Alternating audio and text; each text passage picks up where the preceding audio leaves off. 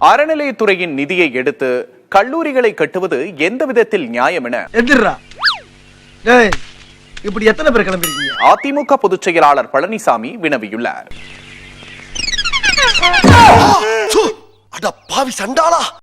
பார், முழுசா சங்கியாக மாறி இருக்கிறோம் உன் எடுபுற பழனிசாமியை எத்தனை ஒரு பஞ்சாயத்தடா முடிச்சு பாரு. நமக்காக அம்பட்டு போலும் புள்ள குட்டியோட வெயில்ல காத்து கிடக்குறாங்களே. அறநிலையத்துறையில பணம் இருந்தது, பொறுக்க முடியல. ஏன்னா நான் சொல்லக்கூடாது, என்ன நீங்களே புரிஞ்சுங்க.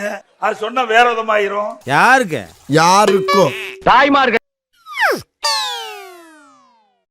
உங்களை எல்லாம் கூப்பிட்டு வச்சு பஞ்சாயத்து பண்ண சொல்லி நம்ம ஊர் கவுண்டர் சொல்லி இருக்காரு. கண்ணு உறுத்துது, கோயில கண்டாவே கண்ணு உறுத்துது. ஆடு நடையுதேன்னு ஓனாய் கவலைப்பட்டுக்கான். அது இருக்கிற பணத்தை எல்லாம் எடுத்து கல்லூரி கட்ட ஆரம்பிக்கணும். இப்படி நடுவுல நிக்கிறதுக்கு 1 லிட்டர் கோமியத்தை வாங்கி கொடுத்து சங்கிய மாதிரி இருக்கலாம்டா நீ. ஏங்க, கோயில் கட்டுறதுக்காக உங்களை போல் இருக்கின்ற நல்ல உள்ளம் படைத்தவர்கள், தெய்வ பக்தி படைத்தவர்கள் உண்டியில போய் பணம் போடுறீங்க. அது அறநிலையத்துறைக்கு சேருது. அது எதுக்காக சேருது? எதுக்காக நீங்க உண்டியில பணம் போடுறீங்க? அந்த கோயில் அபிவிருத்தி பண்ணும். நீ எல்லாம் படிச்சிருந்தா தெரியும் கேடப்பைய. அந்த கோயில் விரிவுபடுத்துவது, அதுக்காக நீங்க போடுறீங்க. அந்த பணத்தை எடுத்து கல்லூரி கட்டல குத்தமே கிடையாது. உலகத்தர வாய்ந்த கல்வியை வழங்கணும். உலகத்தில் இருக்கிற பல நாடுகள் இருந்தும் நம்முடைய பல்கலைக்கழகங்கள கல்வி கற்க மாணவர்கள் வரணும். அதுக்கான பிளான ரெடி பண்ணுங்கன்னு சொல்லி இருக்கேன். கால கழுவி அந்த தண்ணியை நீ குடி, அப்போது உனக்கு புத்தி வருதான்னு பாப்போம்.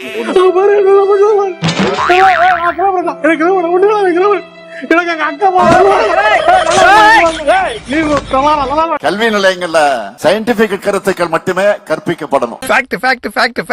பகுத்தறிவுக்கு எதிரான முட்டாள்தனமான கட்டுக்கதைகளை, மூட நம்பிக்கைகளை பரப்புற இடமா பள்ளிகள், கல்விகள், பல்கலைக்கழகங்கள் ஒருபோதும் இருக்கக்கூடாது. இதுக்கு மாறான நிகழ்ச்சிகளை நடத்துகிறதோ, இதுக்கு எதிராக பேசுறவங்களை கெஸ்டா கூப்பிடுறதோ நடந்தா இந்த அரசோட ரியாக்ஷன் கடுமையா இருக்கும். 3 வருஷம் முன்னாடியே சொன்னேன், ஸ்டாலின் இஸ் மோர் டேஞ்சரஸ் தென் கருணாநிதி. எங்க உரிமைகள் தான் என்னோட சுயநலம். எங்க ஜனங்க ஒண்ணும் ஆடுங்க இல்ல, யார் வேணும்னாலும் பலி கொடுக்கிறது. அதே மாதிரியா நம்முடைய சித்தாந்தத்திற்கு ஆபத்து. ஆமா, குழந்தைய அழைச்சுண்டு எங்க போற? என் பையன் பள்ளிக்கூடத்துல படிக்க போறான் சாமி. உன் பையன்லாம் பள்ளிக்கூடத்துல படிச்சா உனக்கு அடுத்து வெட்டியா வேலை பாக்குறது யாரு? கொஞ்ச நாளைக்கு நீயும் பிள்ளையும் பாருங்க. ஆகவே நம்மள நாட்டாம பண்ண யார் முயற்சி பண்ணாலும் இனிமேல் நாங்க சொல்றதுதான் நீங்க கேட்கணும். ஏன்னா நாங்க தான் கடவுளோட தலையில இருந்து வந்தாங்க. அப்போ நாங்க என்ன சூத்துல இருந்து வந்தோம்?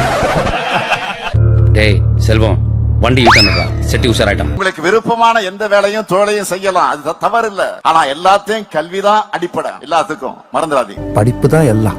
படிச்சுடு, அப்புறம் உனக்கு என்ன தோணுதோ பண்ணு. நாளைக்கு நீ கீழே விழுந்தீனா நீ படிச்ச படிப்பு தான் உன்னை காப்பாத்து. படிப்பு பயனற்றதுன்னு யாராச்சும் சொன்னா அவங்கள சைலண்டா உங்க லைஃப்ல இருந்து அவாய்ட் பண்ணுங்க. எல்லா பையனும் டாக்டர் ஆகு, ஒரு நோயாளி வர மாட்டான். இங்க இருக்கே டாக்டர் ஆறுமுகம், கிளினிக்கல் தான் இருக்கேன். என்ன பண்றீங்க? சும்மா தான் இருக்கேன். இங்க வாங்க, நானும் சும்மா தான் இருக்கேன். ஆளுக்கு ஒரு ஊசியை போட்டு போட்டு விளையாடுவோம். எல்லாரும் டாக்டர் ஆனா நோயாளி யாரா? உனக்கு என்னப்பா, நீ பைத்தியம், நீ என்ன வேணாலும் சொல்லுவ, நாங்க அப்படியா? இவர் என்ன சொல்றாரு? எல்லாரும் இன்ஜினியர் ஆயிட்டா, எல்லாரும் டாக்டர் ஆயிட்டா, சோறு யார் சார் போடுவா? அப்படிதான். இது எப்படிப்பட்ட கேள்வி? இன்றைய சூழ்நிலைக்கு ஏற்றாறு போலதான் நம்ம செயல்பட முடியும். இன்னைக்கு பொல்யூஷன் ஆகுதுங்க, திருப்பி மாட்டு வண்டியில போயிடலாங்கன்னா எல்லாரும் மாட்டு வண்டிக்கு போயிடுவாங்களா? சீமான் முதல்ல போவாரா? சீமானோட இன்னைக்கு போடுற அவர் கதர் அணிய வேண்டியதானே?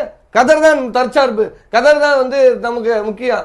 ஏன் லீவைஸும் அடிடாஸும் போட்டுட்டு ஜிம்முக்கு போறாரு? அண்ணன் ஏன் ஜிம்முல போய் உடற்பயிற்சி பண்றாரு? போய் வயல்ல இறங்கி வேலை பார்த்து விட்டு வலுவா வலுக்கட்டா வச்சுக்க வேண்டியது. தான் வீட்டு பிள்ளைகளை எங்க கொண்டு போய் சேர்த்து வச்சிருக்காரு? இன்டர்நேஷனல் ஸ்கூல்ல சேர்த்து வச்சிருக்காரு.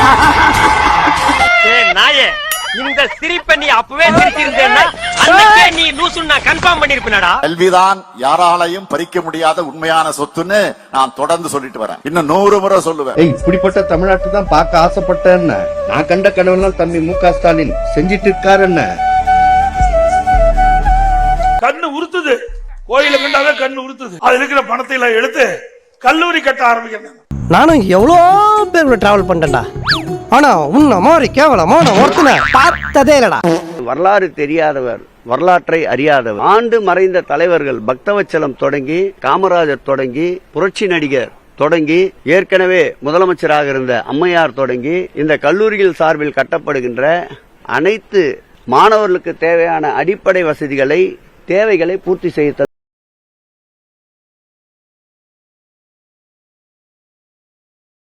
அறிவெனும் கோபுரம் அங்கே நாம் காணுவோம். ஒட்டுமொத்தமாக சொல்ல வேண்டும் என்றால் அறியாமை இருளிலே மூழ்கி இருக்கின்றார் இன்றைய எதிர்க்கட்சி தலைவர் என்பதுதான் என்னுடைய ஒரே வரி பதில்.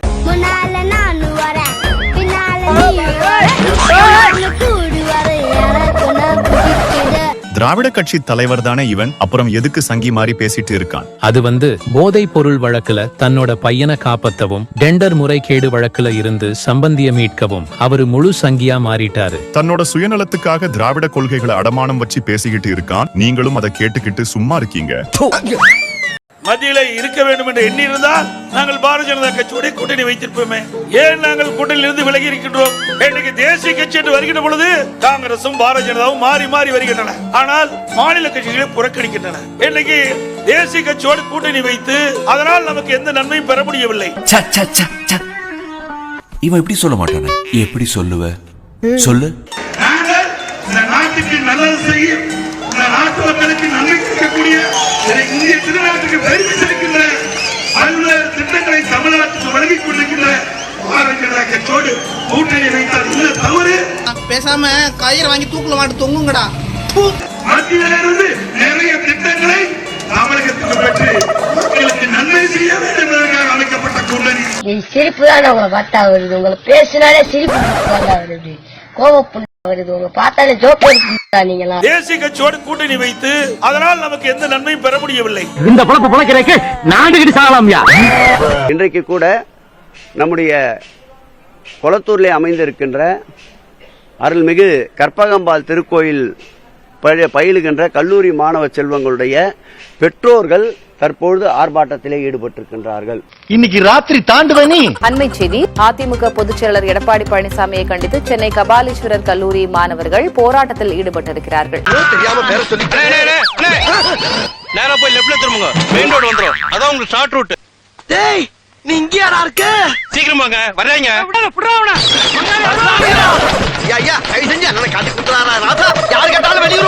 காந்தி வழி, அம்பேத்கர் வழி, பெரியார் வழின்னு நமக்கான பல வழிகள் இருக்கு. மாணவர்களாக நீங்கள் ஒருபோதும் கோட்சே கூட்டத்தினுடைய வழியில போயிடக்கூடாது. ஊழலுக்காக கலைக்கப்பட்ட ஒரே அரசாங்கம் திராவிட முன்னேற்ற கழக அரசாங்கம் தான் இந்தியாவிலே. மக்கள் உண்மையை தெரிஞ்சுக்கணும், கொஞ்சம் பாருங்க. ஏங்க ஊழலுக்காக ஜெயிலுக்கு 3 முறை போன முதலமைச்சர், அவங்க முதலமைச்சர் ஜெயலலிதாங்க. 3 முறை ஓபிஎஸ் எப்படி சிஎம் ஆனாரு? எப்படி சிஎம் ஆனாரு ஓபிஎஸ்?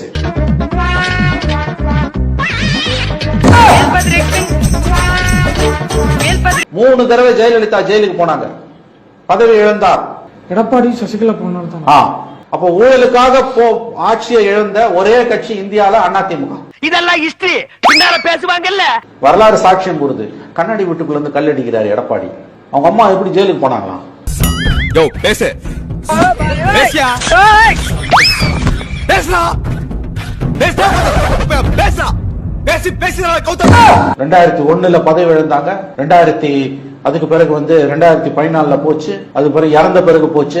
அவர் ஒன்றும் நிரபராதி அல்ல. இறந்தாலும் ஜெயலலிதா ஒன்றும் நிரபராதி அல்ல.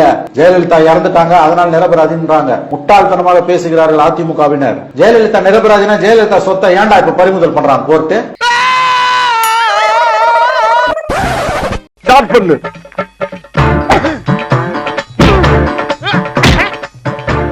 இங்கிட்டு வா. அப்படியா?